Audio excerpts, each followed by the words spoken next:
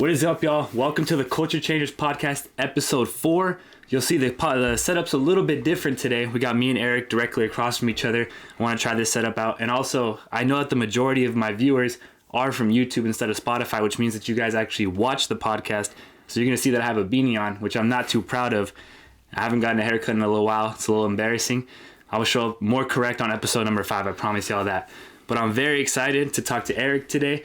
And before we even start the conversation with Eric, I just want to say thank you for all the support on Antonio, Fabian, and Josh's podcast.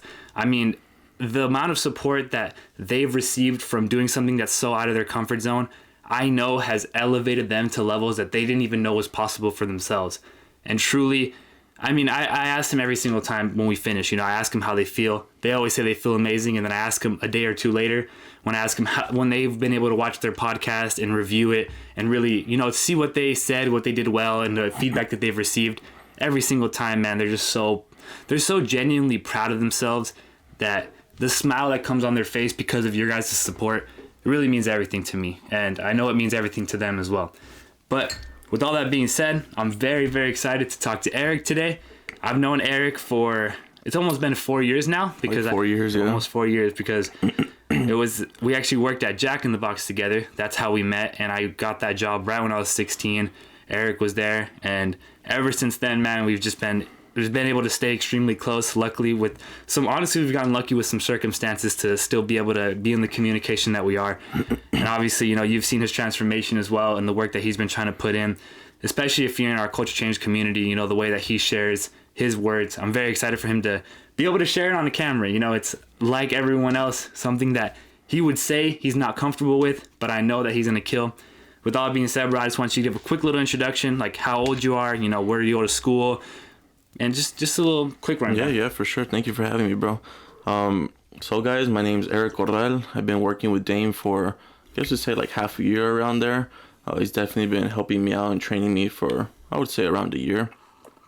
I'm currently 21. This month I'm about to be 22. So this is going to be a big blessings, and have high expectations for myself this year. I've since the beginning of the year, we've talked about the New Year's resolutions, and I feel like that's really important to keep up with them. Yep. Especially because by now, I'm pretty sure a lot of people have forgotten about them or just gave up.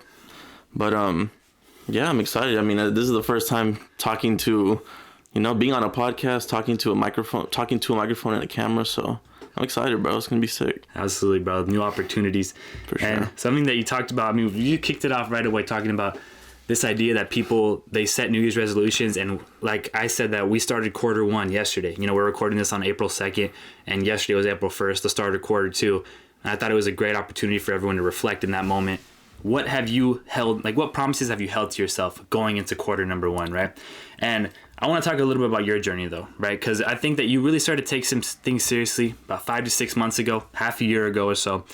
And I wanted to just ask you, what really triggered you, or what really triggered that idea for you to begin working on yourself? Because if we go back to, 6 months ago, you're 21 years old, just going with the flow per se, and then something really woke you up. And I want you to really express what that moment was for you. If you even remember the moment in specific, or I guess just what thought process went through your head in that moment.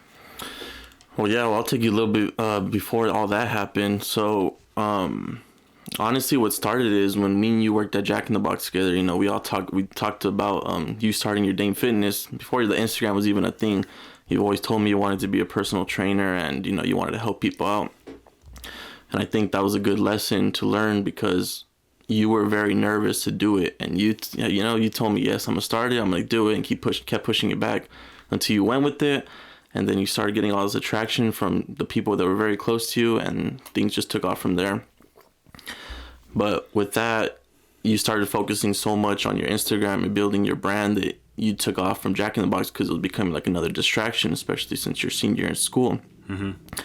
So when you left, I was like, fuck, bro. Like, we were like Sunday closers, we were working together and all that stuff. So I was like, damn, bro, like, it's good that you're leaving, So that's when you started working at Jamba Juice, and I was like, shit, man, like, we talked about it, and I told you, I was like, bro, like, I can't work at Jack in the Box no more. Like, I just can't do this. Like, I felt this, working with, respectfully, but working with all those, like, senoras and the ladies that were working there.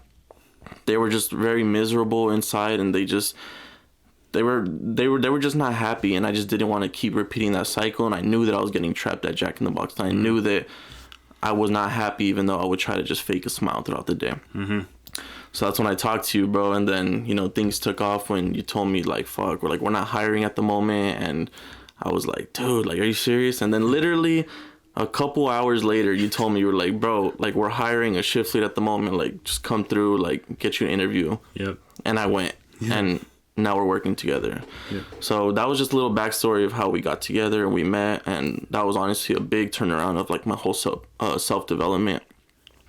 Because I noticed that, you know, we've been working each other for a year, but at the end of last year, one promise that I wanted to make was myself, and I'm still following it, is I want to feel happier and have more joy in my life. I want to feel more peace, and I want to build my relationship with God. And to this day, I have been doing that, and I feel so much more relieved of everything, and just, you start realizing that life is better than what we make it seem, and especially in America. I think that's way overlooked at. So 100%, bro. I think, well, first of all, one thing you talked about was like the environment that we used to be in. We worked at our first job together, Jack in the Box, and it's just a good lesson. It's a good lesson to talk about that, because obviously those people that we were working with, they had very negative, like, internal states going on, and their negative internal states was projecting onto us. Because I remember me as well. I was a young kid going there at 16. I always honestly was trying to be, like, have a positive light. I think people saw that from the jump.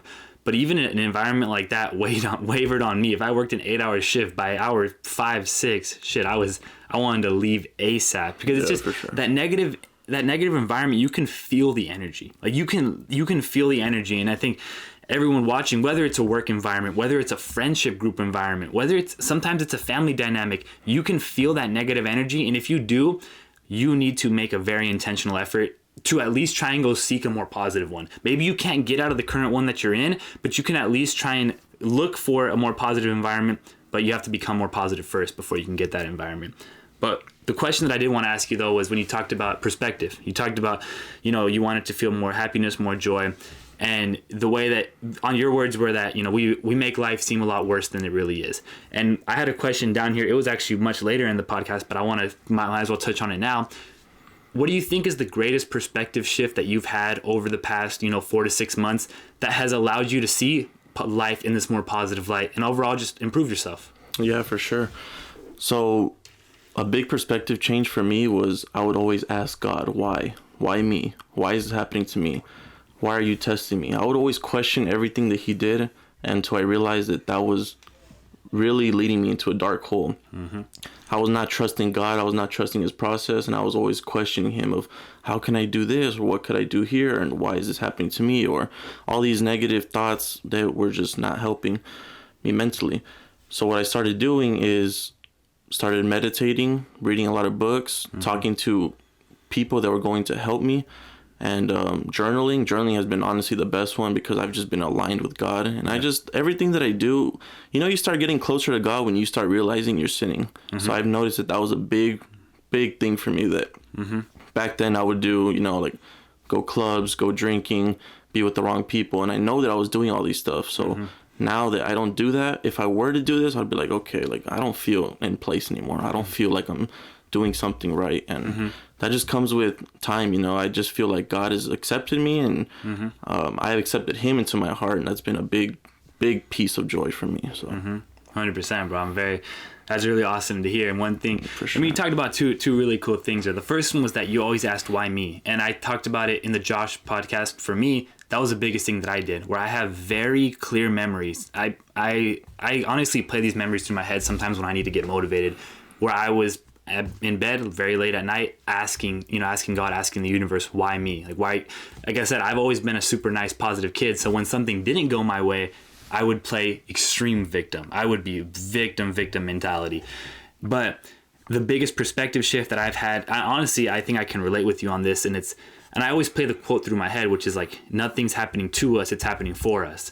And we've talked, like, me and you have had so many conversations, especially at work. And one of the main things that we talk about all the time is like, every single thing has a lesson attached to it, bro. Everything has a lesson attached to it.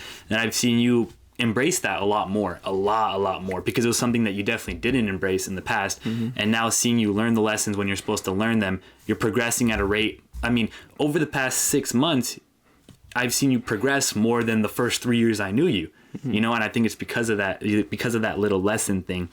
But you also talked about journaling, which is awesome, bro. I'm a huge advocate for journaling, but I want you to talk about a little bit about why you started it. You know, why did you start journaling in the first place, and how has it really helped you? Because I think that everyone watching should be doing it, whether they do it or not already. But I want you to talk about why you do it.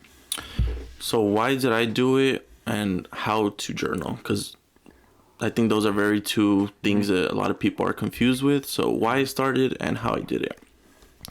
So my why is, I feel like most people's the same why, is because they're hurt, they want to heal, trauma, etc. There's many negative things that you're trying to put on paper because you feel like you don't have nobody else, and that's just the way I do it. You just write down your things.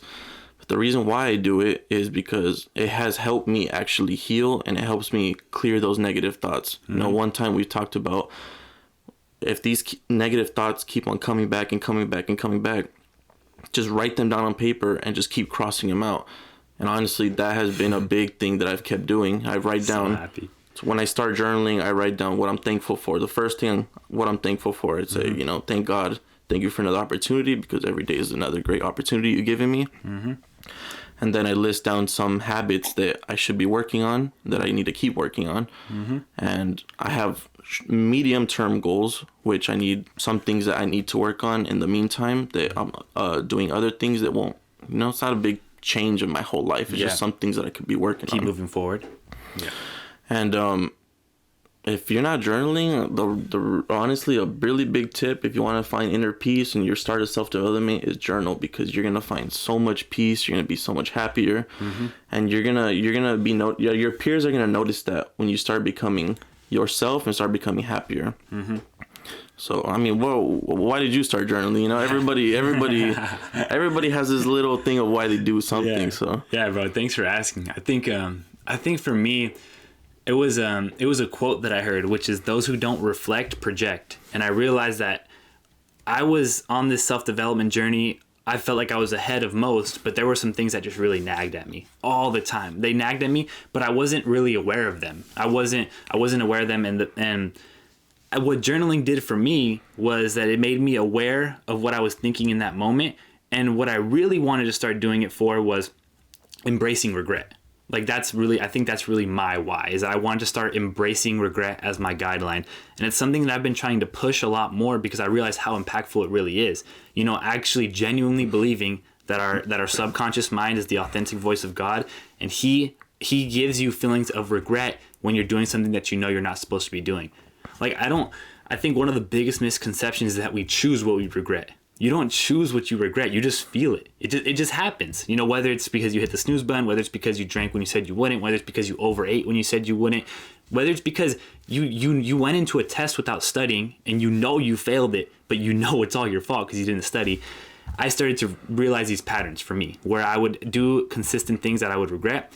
And then I just heard the quotes like, you know, "Those who don't reflect project." I heard that regret is your guideline. I was like, okay, I need to start embracing this more. Yeah, and you know what? It's good that you say that too, because like you said, you know, when we don't study for a test and we put it in God's hands, and that's like a really big thing. It's like, you know, you're going to blame it on God if you fail. You're going to blame it on the higher ups that you did bad on the test when you should have been preparing instead of going out, you know, drinking. Yeah. You know, stuff like that, where it's like, you are given the opportunity to do things, you regret not doing them, and then you blame it on other people instead of taking action and taking responsibility. And the big thing we always talk about in culture changers is take accountability. Accountability, you know? Bro. That's the word. That's the word, bro. That's the big word right there. So that's the word, bro. And I think it's great. Like I said, I was planning on talking about your habits a little bit later, which is, I mean, it's awesome that we're getting into it now, of course.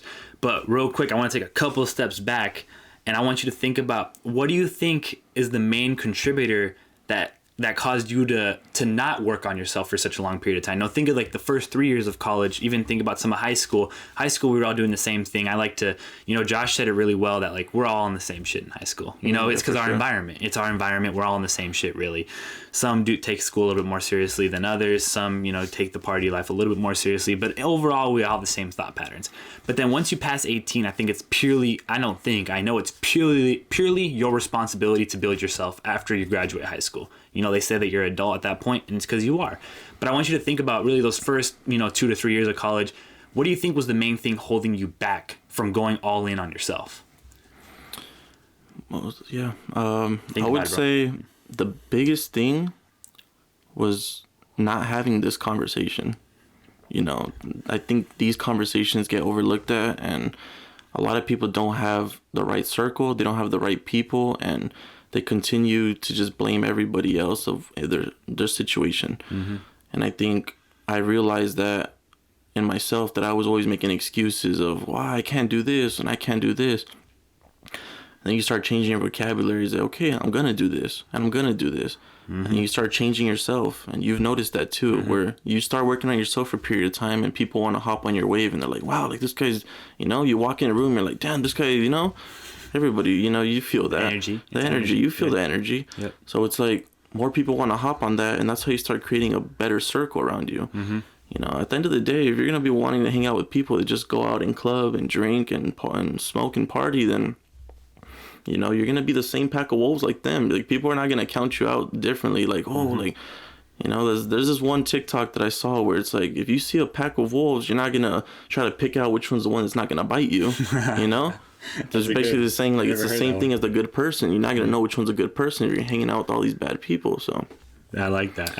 It gets quite interesting of people don't really have, I wouldn't say the best father figures. That's a very good one too, because just times are very tough, and I don't want to get too deep into that, but people just don't have these conversations. Yeah. So do you think that you not having these conversations in the past, you just weren't really aware of your actual situation? Oh yeah, think about it. Like at Jack in the Box, imagine if I never got the job at Jamba Juice. Yeah. Like really, imagine if I went to go work at like construction or something, and I never got close to you and met this relationship with you. Yeah. Like I would have seen you doing your things, and I would probably text you and be like, "Yo, bro, like check in." Yeah. But I really don't think we would have this like brotherhood bond that we have now, because. Yeah.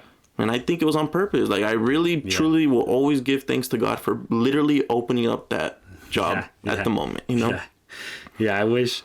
It's so funny and it's so cool that you mentioned that, because, like, we've talked about it before, but I don't think people really realize, like, just to go even back a little bit, like, I got a different job because I was trying to get out of Jack in the Box, because it was just, I genuinely recognized how negative it was.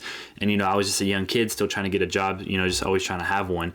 And then we get this new location, basically right next to the Jack in the Box. We're not hiring because we just opened. And I even asked my manager, literally, when Eric texted me, and she said, no, we're not hiring. A couple hours later, she's all of a sudden like, yo, actually, we're going to hire one person. That was just an insane thing, bro. It is a major blessing, because proximity is genuinely power, bro. Like, you have to be around the right people. I think that is, I've noticed that even more since we started doing like group calls together, since we started doing the Sunday workouts.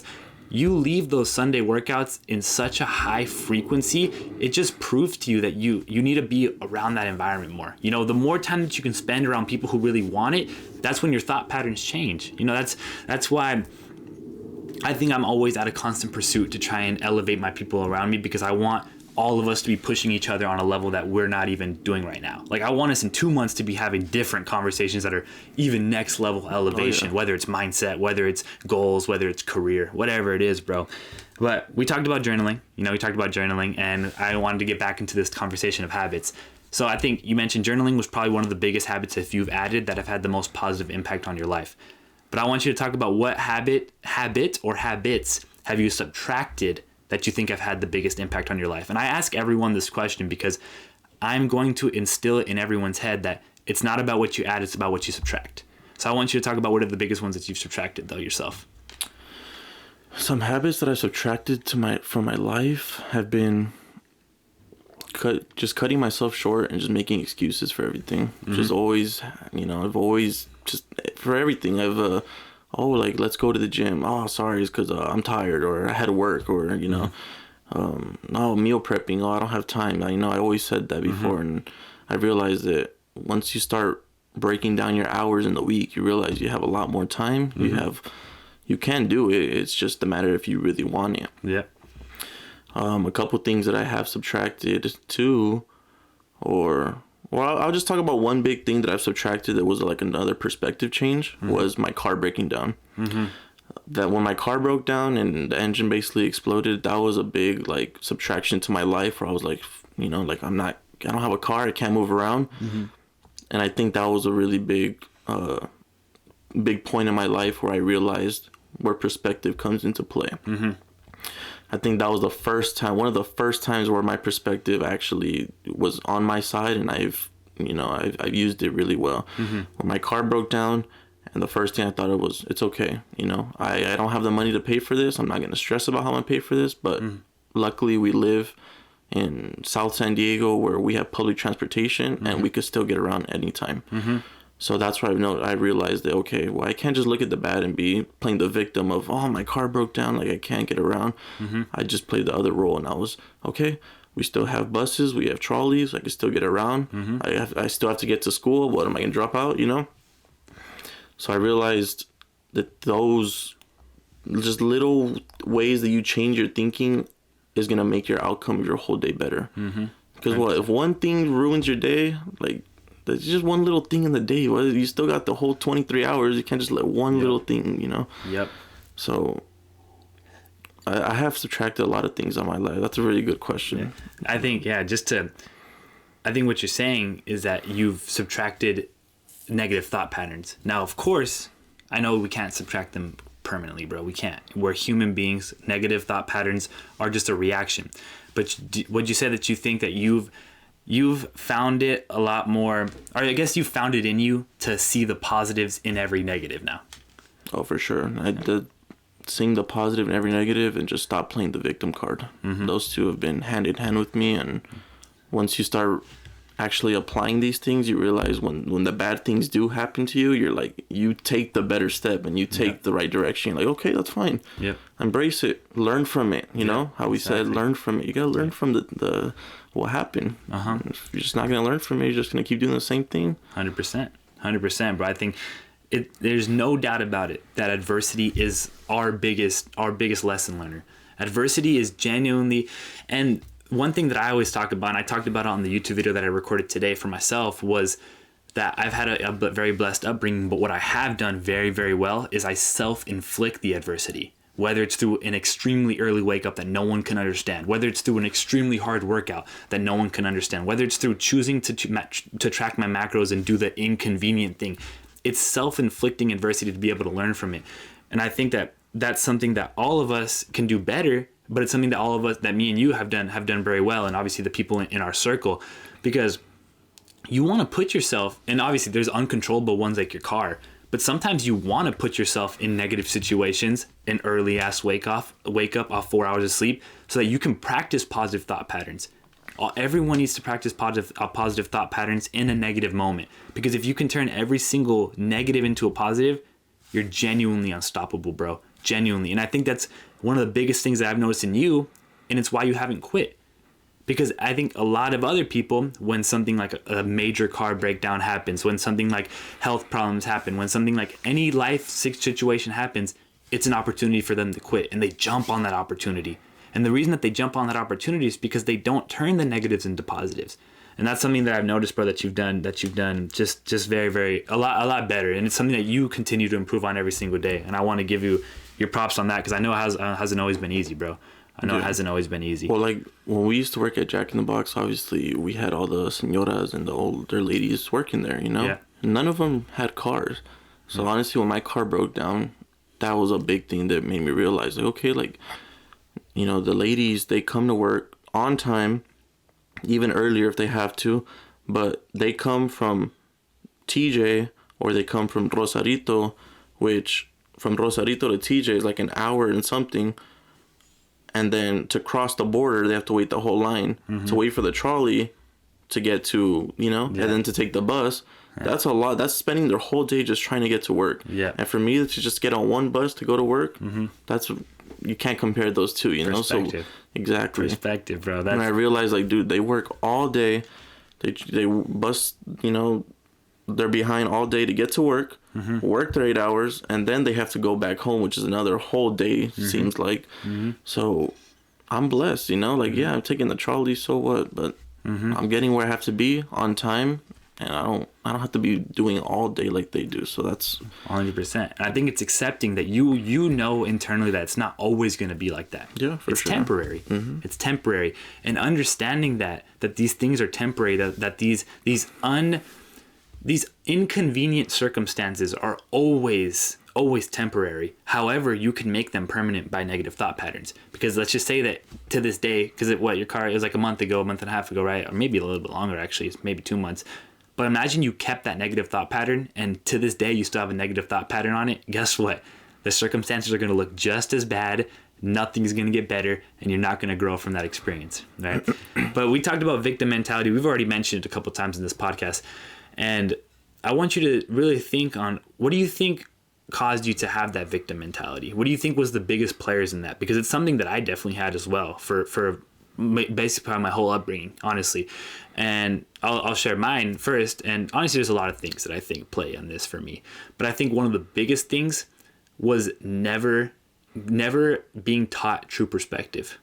Because for me, like you just gave a great example of how you use perspective, which was, you know, these ladies have to take the transportation to get to the border, cross the border, then trolley, then bus, all these. I wouldn't do that 5 years ago. No way. I had no perspective. So I would think that when something happened to me, it was always, everything was against me, right? I never taught perspective, and I never got slapped in the fucking face. Truthfully, I never got slapped in the face for being a victim. And I think it wasn't until I got slapped in the face, you know, I have a very key moment in my life about 2 years ago when I lost a big relationship, where I got slapped in the face, where I was like, why are you feeling so bad for yourself? You know, you lost a relationship, but look at this roof, look at this food, look at these friends, look at all these things you do have, right? So I think that's for me. But I wanted to, you know, kind of give my explanation so you could think about it and think yours. Well, a big one for me, and this is going to go way back, but when I was in middle school, me and my mom, we lived together, and it was just us two. We lived in like a little trailer park mobile home, just us two. And, you know, she didn't have a car, so she would borrow a car from my grandma or borrow a car, whatever, just to get me to school. And, you know, I get embarrassed to tell this story now because it's like, but it happened for a reason. So that's the way I tell it. When she would take me to school, I'd always ask her, like, Mom, can you just like drop me off like down the block, or drop me off like at the corner or at the liquor store or something? And I'll just walk to school. And that right there, I look back at it and I'm like, I don't have a car right now. So beggars can't be choosers, you know? Yeah. My mom was working her butt off to try to get me to school, borrowing cars, doing what she had to do. And I was just embarrassed of the whip that she was picking me up and dropping me off with. Yeah. And that was a big perspective change that hit in like this year, maybe last year, that, you know, I would always want to try to have nice shoes or nice clothes or nice backpack.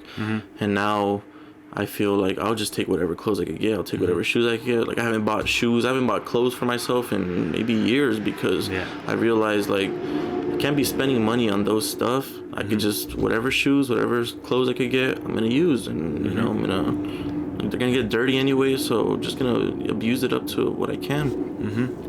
And I realized that in perspective of, you know, people in Mexico, they work so hard, you know, just to be making any type of money to support their families. And the perspective happened when I realized, like, I'm, you know, growing up my whole life with technology, Xbox, PlayStation, etc., etc. And a lot of people in Mexico don't ever have those opportunities, and they wish they could have what I have. And me being ungrateful for that, it's like, really? So 100%. That's what really knocked it into place, when I was like, just one day, I don't know what it was, I just realized, like, wow, like, I'm being very ungrateful. So, and you said ungrateful. And that's kind of what I wanted to ask about. What do you think, like, let's go back to that middle school you, when, like, you were embarrassed to be seen in that certain car, whatever car that was. What do you think played into that? do you think it was There's the fear? environment, Yeah. for sure. So you think it was the fear of being made fun of? The fear? What do you think really it was? Well, yeah, being made fun of, being judged, being looked at differently. You know, a little funny story that happened in middle school was that my mom, she dropped me off in front of the school. She was like, you know what, I'm just going to drop you off in front of the school. And I was like, whatever, you know, I'm just, whatever. And it's because all the kids used to hang out in front of the school and they would see everybody that gets dropped off and blah, blah, blah. So she dropped me off and I don't know what happened with the car, but it didn't want to turn on. And it was like jammed in there, and I was already in the middle of school, so I was like, damn, like, you know, she's calling me, she's like, come on, like, the car's not starting, like, I have to get off. She was like, I need to go pee.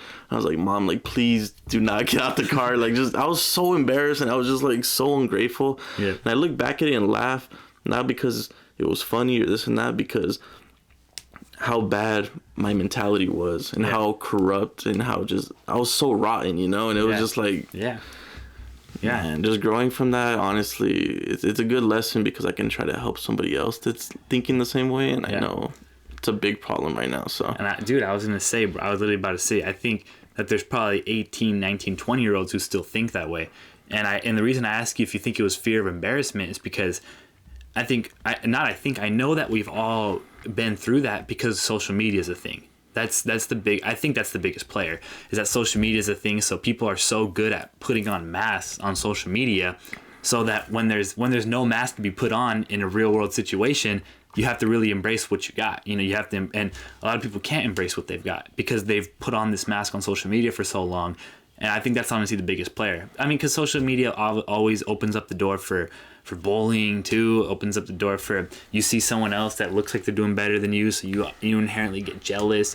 So I think that, dude, social media, I mean, for you, do you think you could agree that you think social media is the biggest player that made you embarrassed because you wanted to put on a fake persona? Or what do you think that really, really was? Because, bro, I think a lot of people, you mentioned, I think a lot of people are struggling with that, bro. Well, a lot of people definitely, you know, your favorite influencers, they could post that they're happy, but, you know, deep down, they probably have a lot of going on in life, and they're probably just trying to entertain you, so they put whatever front that they have to. Mm-hmm. So whatever you see on social media, I'm not going to say believe it or not.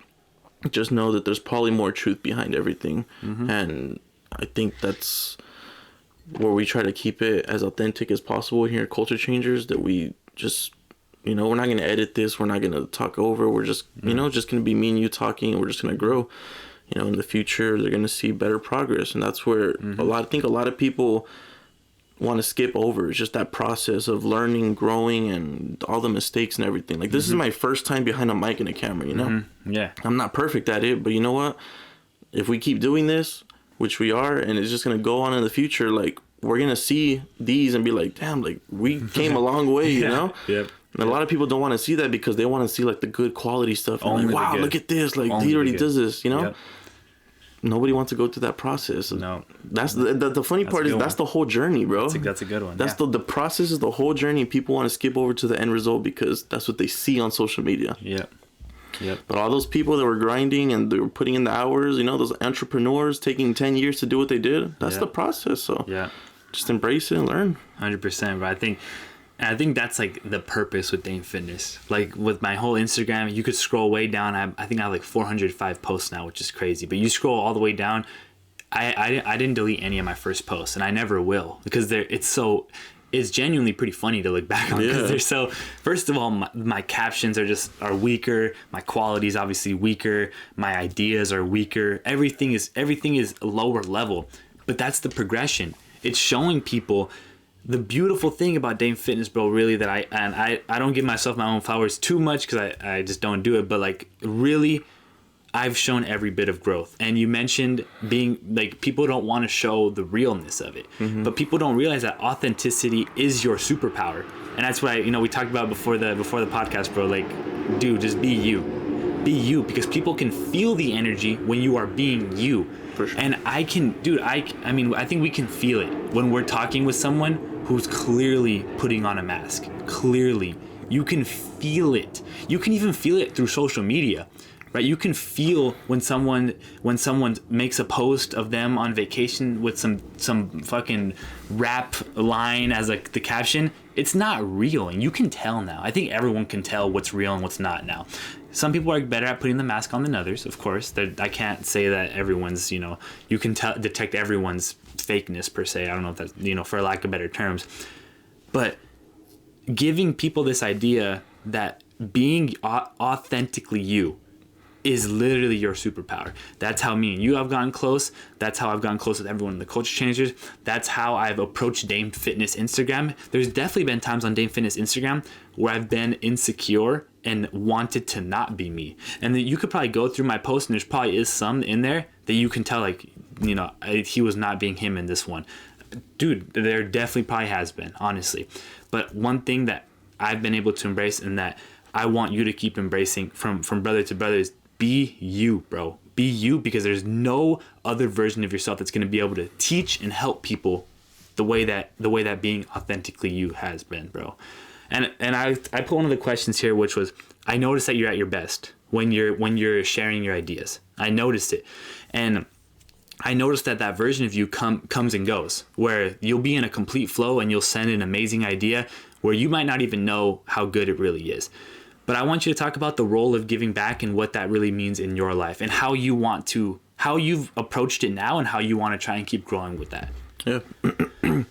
So one thing that gets overlooked at is that people, they want it. They always want, and they never give. And honestly, what I've noticed is when you give, you get so much more in return. It could be whatever. It doesn't have to necessarily always be money. If you give a lot of love to somebody, they're going to give you a lot of love back, and it's just going to be a continuous cycle of giving and sharing with each other. And it should be genuine. It shouldn't be because I gave you $10, you got to give me 10 or pay for my food later. Yeah. It should never be like that. Yeah. So when you start hanging out with people that are actually genuine and they want to see you win, that's what really separates the real friends and the online friends. Mm-hmm. So I believe, and I really believe, and I have no doubts that all of us in the Culture Changers want to see each other succeed, mm-hmm. and we grow each other to be the best versions of each other, which, nobody ever wants to see each other be down. Nobody wants to see each other putting these negative thoughts in their head because, mm-hmm. When one person starts doing it, then another person starts doing it. It's just going to be a whole contagious, correct? Yeah. So keeping each other in check has always been a great giving. Mm-hmm. A lot of people are not going to want to hear it because they're going to be like, oh, he's attacking me. And then they play that victim's card again. Mm-hmm. And it goes back to a whole cycle, Yep. So 100%. When you start really going into your self-development journey, you're going to realize like, wow, like I'm a whole different person. And you could realize in a couple months, in weeks, that you're like, wow, it changes. It changes. Everything correct. Changes, bro. And I think you mentioned, bro, one thing that you mentioned was like when you give, you get so much more in return, bro. And you mentioned love. Like when you give love, you get love back.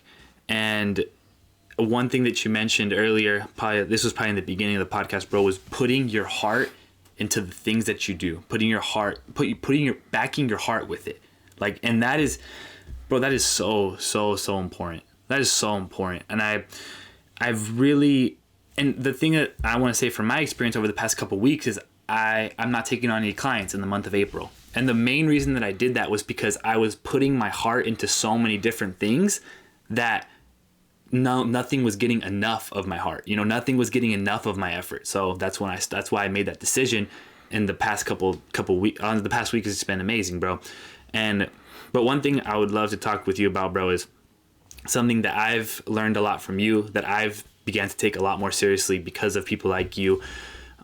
Is putting your heart into your relationship with God. That is, I think, the most important thing. It's been the most impactful thing in my life over the past 6 months. 1,000,000%. There's nothing that's been more impactful. So I want to talk about putting your heart first. We can start broad with putting your heart into relationships and then putting your heart into a relationship with God. How has something like that changed your life? Well, just put in the terms, if you're in a relationship with a girl and everything's going good, but when you notice that one of each other is not putting in enough effort, mm-hmm. what happens? Mm-hmm. Everything just starts going bad. Mm-hmm. You start showing less interest, start showing interest in other people, start doing things out of the ordinary to try to separate the relationship. Mm-hmm. So every day we wake up, God gives us the ability and opportunity to do better, to change our habits. Mm-hmm. We wake up and people go right back to these vices and then they ask for forgiveness. They don't really. They don't. They're just asking. They're not asking for forgiveness. They're asking for the forgiveness that they feel the regret at the moment. Which is no heart. Which is, correct. So it's very important to build this relationship with God. It doesn't matter what religion you are, honestly. It doesn't matter. It just have a relationship spiritually with whatever God you believe in. But you have to build a relationship with him and understand that, okay, I'm giving you everything that you have gave me back. So you can't expect anything from God because you are here because he died on the cross for your sins. So when you start realizing that, okay, he gave me everything, he gave me life to be on here, you're going to start being more grateful of, okay, he died on the cross for me. How can I change and be better? And when you start changing and being better, you start realizing, okay, I know what I have to do. And then it comes up to you if you're going to do it or you're not going to do it. You're going to be like, okay, well, I'm going to do it for this amount of time. And then when you stop doing it, you're going to be like, oh, man, like, I know I should go back to the gym. I know I should start eating better. And then it becomes this continuous cycle of not really being grateful, not really being, you're asking God for all these things, but you're not really taking what he's giving you and you're really using it and applying it. So that's what. Yeah, that's been the biggest thing for you, bro. I agree, bro. I agree that we're given this opportunity every single day to improve our habits, to improve ourselves, and to just seize the opportunity, whatever position that you're in life, and move forward. And I remember one of the most impactful talks that me and you have ever had. It was one day at work where I remember telling you, multiple times that you are going to be presented with the opportunity that you think you're looking for, but you have to just be prepared for it. That's all it is, but you just have to be prepared for the opportunity when it's presented to you.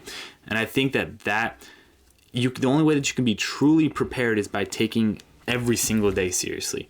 And also understanding, and I'm going to share this perspective on this podcast, and it's something that I've been working on a lot.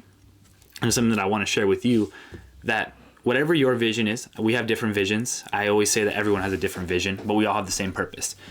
But besides that, we all have different visions, and whatever vision that you have, it's already happening. It's already playing out. Like how you mentioned the process and God's process, it's already playing out. But it's whether or not you're on the frequency that you can see it, right? Because I think how you mentioned, bro, let's just go back to one of your examples, the car, right? If you had a negative frequency and you kept that negative frequency till this day, you wouldn't have any growth because you wouldn't see any opportunities for growth because you'd be in this constant state of negativity. And that's what a lot of people are in. They're not practicing true perspective. They're making the same mistakes over and over and over again. So they're not seeing opportunity when it's presented to them. But because you've been able to use positive perspective, you've been able to see opportunity has been presented to you, and you've been able to make these little baby steps that you're supposed to be making. And that's the same for me. And it's understanding, bro, that everything that we want is already happening. It's already happening. But are you at a frequency that's going to attract it or that's going to repel it? And I don't want you, and I don't want anybody listening to be at a frequency that repels it. But guess what forces you to repel it? Negative self-talk, negative vices, negative actions, negative energy. That's what forces you to repel it. And I think that's what a lot of people are in that loop, right? A lot of people are in that loop. But self-talk, bro. Let's talk about self-talk a little bit, because that's something that I think that me and you have talked about so much. So much, bro. So much. I want you to talk about some things that you practice to be able to instill positive self-talk into yourself, whether that's journaling, whether that's perspective, whether that's things that we haven't even talked about yet. How do you practice positive self-talk? Yeah, good question. So there's only two ways to look at things. You can look at things in the positive or negative. Yep. The problem with the whole society is they want to be the victim, like we mentioned, and they take everything negative. So how are we going to break that and become leaders? We got to be like, okay, things are going to happen. It's either going to be in our control or not in our control. The only two things that could, look at. Mm-hmm. If it's in your control, you're going to be like, okay, why did I get the outcome this way? Mm-hmm. How can I learn from it? How can I grow from it? Mm-hmm.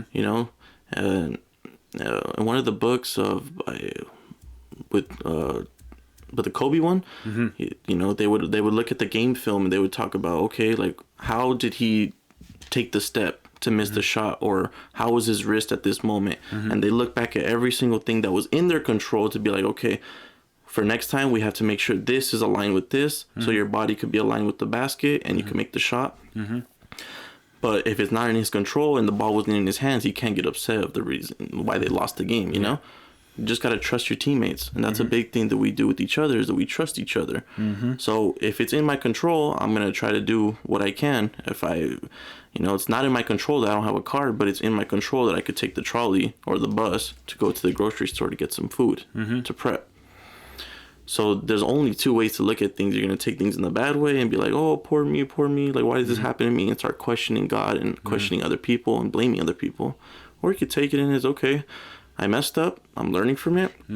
But guess what? I'm going to come back better and stronger. I feel like that's a mentality where a lot of people don't have. And a lot of people don't really understand the real Mamba mentality. People think, oh, Mamba mentality was a badass, but it was like, why was he this badass? Why was he trying to be so perfect at everything? Yep.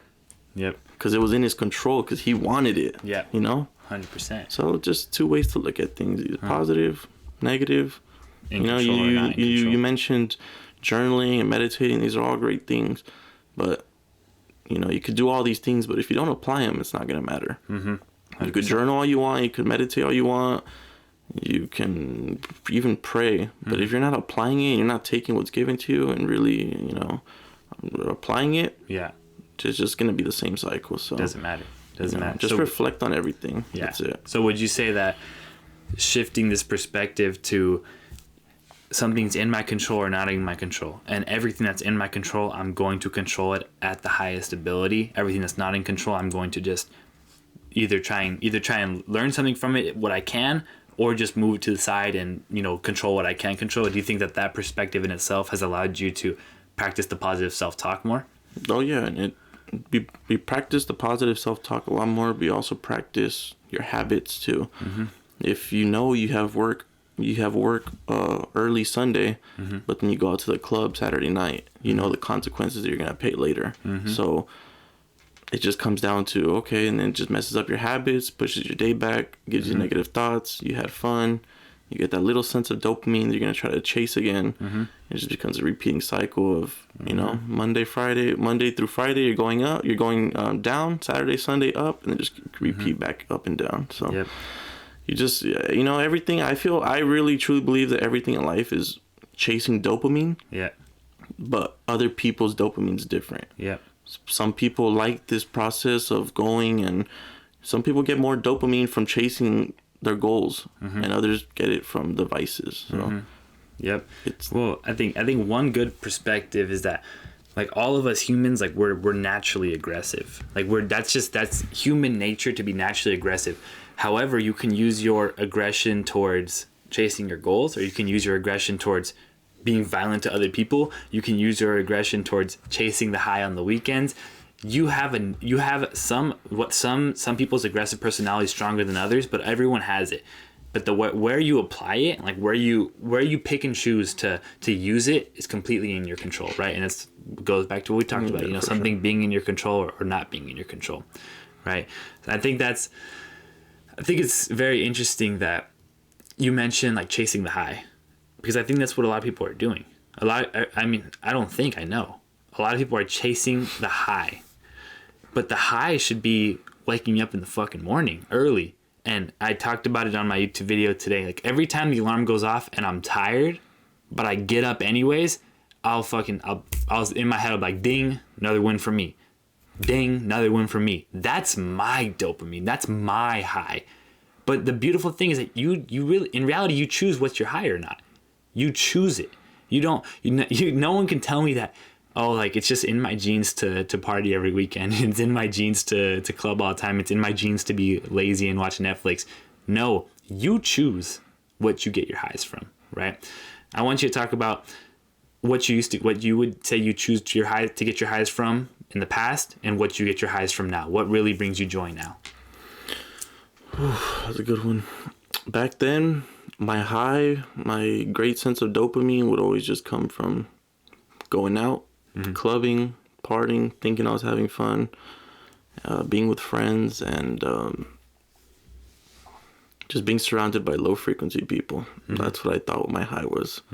Until I realized like I started working with you guys, and I realized my high and my the dopamine feeling that I get when I start self-improving, when reading books, journaling, these are real things that make you feel better. So a lot of people, they have problems with vices like marijuana or alcohol, and when they're doing it they feel good, but after time, obviously they're not going to get that same feeling when they first started, so they start going to higher levels. Have to go higher. Yep. But you got to apply that same concept into like what we're doing. That's a good one. When we're waking up early, like you said, you wake up early and you feel a sense of dopamine, and you get that high and you get that rush. Yeah. And then boom, you're out of bed and you start working, and you're like, damn, it's fucking 5 a.m. and I'm already putting in more work than half the people at my age. Yeah. Which, I mean, it's not good to compare, but you know what I'm saying? It's like, you're doing these great things and it's barely 5 a.m. and some people are barely coming back from the club. So the dopamine and the high just comes from within your self-development journey. My high right now, that's not a good way to put it, but my dopamine that I feel is when I'm feeling on a deeper connection with God. Yep. When I start going to my Wednesday classes and I go to church, these things that I'm feeling inside me, I feel like God is present with me. He's present with us. And I feel he's here to help. Yep. And to guide me in the right direction, because what I felt that I was just going based off what everybody else was doing. Everybody feels like they know what it takes to be a millionaire, but they never put that first step. Yep. So just take that into consideration with everything. You got to take that first step if you want to be closer to God. You got to take that first step. With everything, bro. And I want to talk about this. Like, I think it's so important because in the past, when you would be around low frequency individuals, it was something that you just didn't notice. Because I think people will try and give the objection where they're like, they're doing all the things that they know they shouldn't be doing, but because it brings them that high, they inherently, like, there's a part of them that wants to believe that that's right, because it does give them that high. And of course, we do want to be, our natural state wants to go towards joy and happiness. What makes us joyful? What makes us happy? What makes us get to these states, which is why they keep going back to them, because they think that they're getting joy and happiness from vices. And so I think someone will try and give me that objection, give you that objection. They'll listen to this and be like, that is bullshit. But the only reason that you get these highs from low frequency activities is because these frequencies vibrate together. Like, what I mean by that is negative frequencies vibe with negative frequencies. So guess what? If you're a negative individual, you're going to vibe with a negative vice. And that's why you pair so well together, and that's why it makes you feel so good. But guess what? When you're a positive individual and you're always on a positive frequency, you're going to vibe with positive frequencies, whether that's other positive individuals, whether that's positive goals, whether that's a relationship with the spiritual world. You're going to vibe with those things now. So I think our message here, which I think is so cool that we kind of came to this, is that just raise your frequency. And guess what that is? Guess how that's done? Internally. That's it. You have to raise your frequency internally so that over time, as you do the self-investment work, whether that's early wake-ups, let's say just you start your day, early wake-up, frequency is a little bit higher. Hit the gym, frequency is a little bit higher. Journaling, frequency is a little bit higher. Have a positive conversation, frequency is a little bit higher. And guess what's happening around you? Your external world is matching you. And I think I never had thought of things like that, but that's just high frequency right there. We just thought of a cool idea. 100%. Dude, you mentioned levels to everything. You meant like how, dude, that was one of my favorite ideas that I think we've talked about this whole podcast, where you chase a high, whether it's like how drunk you get or what makes you feel drunk, what makes you feel high or whatever. And there's levels to it, where if you do it, you have to just increase the dosage. Literally, there's levels to this. I want you to talk about a little bit about how have you noticed that in your personal development journey? Meaning, have you do you seek to add new habits? Do you seek to wake up earlier? Do you seek to make a greater connection with the spiritual world? How do you approach levels now? Well, you got to start off small. Yep. You can't just skip to the end and be like, you see all these millionaires posting on what they did, but they didn't start off just by doing that exactly. They had to find what works for them. And I really think that if it works for you, keep doing it. I don't think that there's just one way. No, there's not. Because, or else everybody would be millionaires, you know? That's why it's kind of special that you have to find what works for you. If waking up early doesn't work for you, but just know that what you're doing right now isn't working either, then maybe working up early will be beneficial for you. Yep. You know, 100%. If you're trying to reach your goals and what you're eating is not, you know, how like you're not seeing results, then maybe what you're eating is not right for you. No. You know what I'm saying? So like there's gonna be this outcome to everything. So you're gonna get your answer regardless. If you think that yes, I'm doing it right or I'm not doing it right. Yep. Result. The result is gonna be there. It's gonna speak for itself. So 100%. Yeah, and also a big thing that we were talking about was with those people like at the clubs and everything is that like the low frequency people, they look for the weekends and that's what they get excited for. And I speak because I was once part of that where I would be like, Monday through Friday.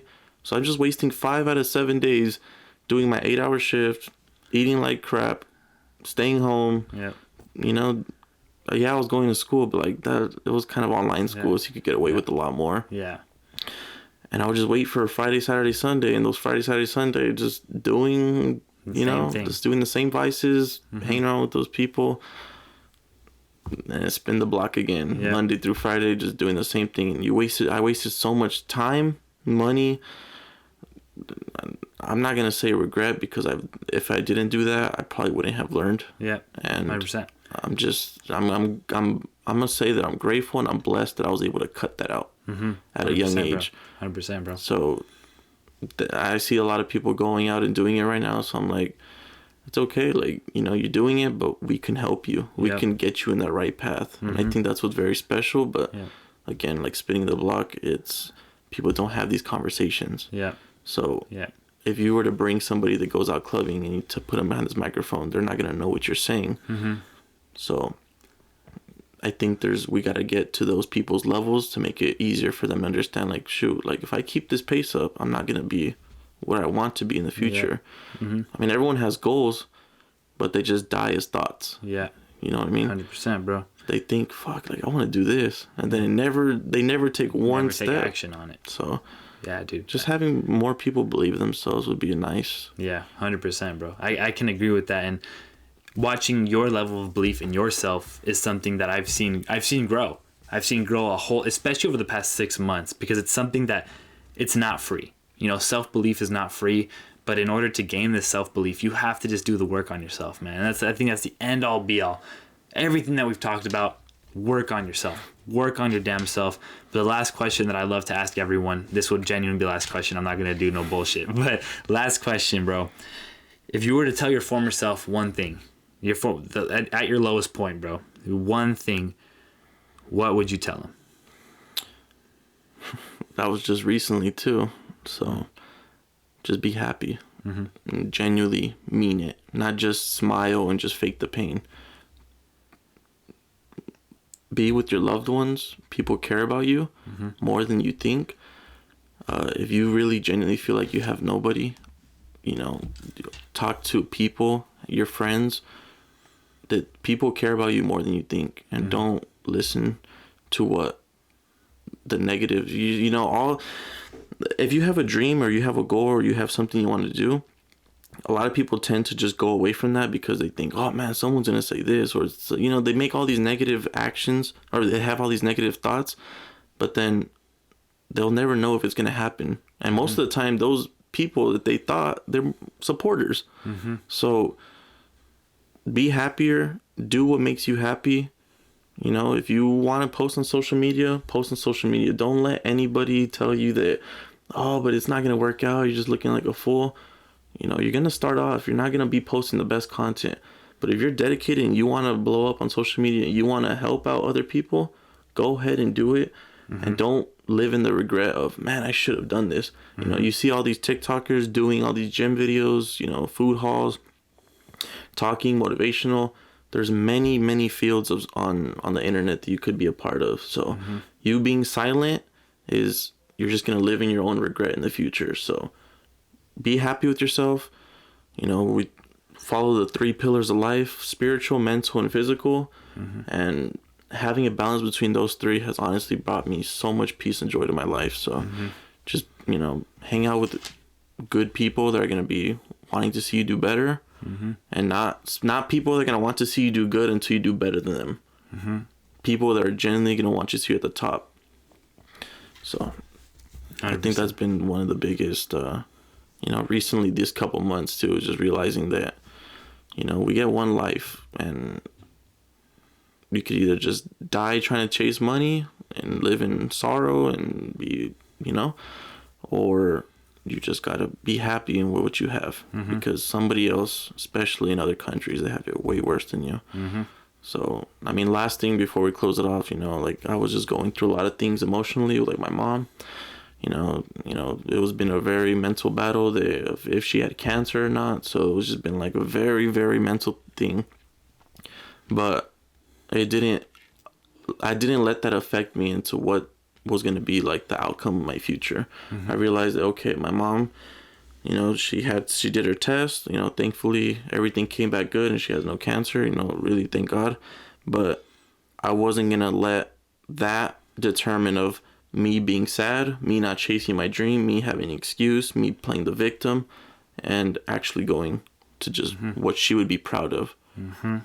So, there's always got to be a balance of, if you want to go chase the money route, but then your family's going to be left behind, or you could always just have a balance between life, but you got to prioritize a little bit more than others. Absolutely, bro. I think, like I said early in the pod, it's already happening, bro. Your dreams are already happening. My dreams are already happening. Everyone who's watching, listening, your dreams are already happening. Just, are you at the frequency to attract it or repel it? And that's why, bro, watching you personally develop yourself, being in this higher frequency mindset that's allowing you to actually attract these good things into your life. I know that if you continue to work on that, if you continue to pursue that positive frequency, that positive, happier mindset, you are going to attract the things that you want. You think you want, but it's really just what you're drawn to. It's what you're drawn to, and it's the vision and the destiny that you were provided into your head. Like I always say, man, all of our visions are different, but all of our purposes are the same, in the sense that we have to create the best version of ourselves that's going to be able to protect and then provide. And watching you, bro, has been a true blessing. Like I said, we've known each other it's almost been 4 years now. Almost been 4 years, bro. And just obviously being able to maintain a friendship, a relationship into a brotherhood for that long is a very special thing, bro. I'm very, very proud of you, and I'm very grateful that you trusted me, months ago to give you a level of guidance, man. And it's something that I'll never forget. Never, ever forget. And I always thank you. I'm always grateful. I'm very excited, bro, to see what you do over the next, like I always say with everyone, months, couple years, because I know that we're going to rock together and we're going to build together. I know it because it's already happening. Like I've said it multiple times, it's already happening, bro. So proud of you, bro. I really appreciate you. Well, yeah, thank you for having me, bro. This is amazing. And just remember, you're always blessed. That's the big key takeaway, that someone else has it way worse than you. You are blessed at where you at. And if you think that the world's against you, it's not. It's just trying to give you a lesson. But if you're not going to learn it, then it's going to keep coming back biting you, so you can learn the lesson. Yep. So. Don't forget that last thing you just said. One last gold nugget right there. You will keep being presented the same problems until you learn the lesson. You will. So whether that's getting invited to go out on the weekends, whether that's failing your test over and over and over again, whether that's the snooze button, feeling like when you wake up, you click the snooze button, you're going to feel the same way the next day. Just remember that. You're going to keep being presented the same problem until you learn. But with that being said, I think we went over an hour. These are getting longer and longer and longer. Such an amazing conversation. Just want to say thank you again, bro, for hopping on the podcast, taking the time, bro. It's just an awesome opportunity, like for everyone, being able to, dude, I don't even think you really realized that you were on camera and on mic, because it was so flow. It was just so. Well, so at first I was very nervous, but as we started connecting and just having a real talk, it kind of just eased it, and I was able to actually just talk to you. Exactly, bro. I think that's what I have to really understand, is that all this stuff is just trying to record us, that a third person. Yeah, it's recording growth. It's exactly, and I have to really accept that, because exactly, bro. I mean, this is obviously like a whole new thing for me, and you know, it's still even you know, this is still gets a little nervous, but always, bro. Always, we're humans, bro. Yeah, we're learning though. Exactly, bro. Again, thank you, sick, bro. Thank you guys so much for listening, for watching. Again, please, I mean, I want to say thank you for the support on the last 3 episodes and the support that I know this episode is going to get. I hope you're able to learn some new perspectives from Eric, new perspectives just from every single episode up to this point. And if you were, we appreciate you sharing his word. We appreciate you showing him support, showing him love. I know that he will appreciate that more than anything. And I know that everyone who has been on the show up to this point, it's meant everything to them. So again, I want to say thank you so much for listening, for watching. Is this episode 4? We got a lot more episodes to come, and I know we're going to get a part 2 of this thing going whenever the time is right. Yes, sir. Whenever the time is right. Again, thank you guys so much for watching, for listening. I love y'all. Keep fucking building.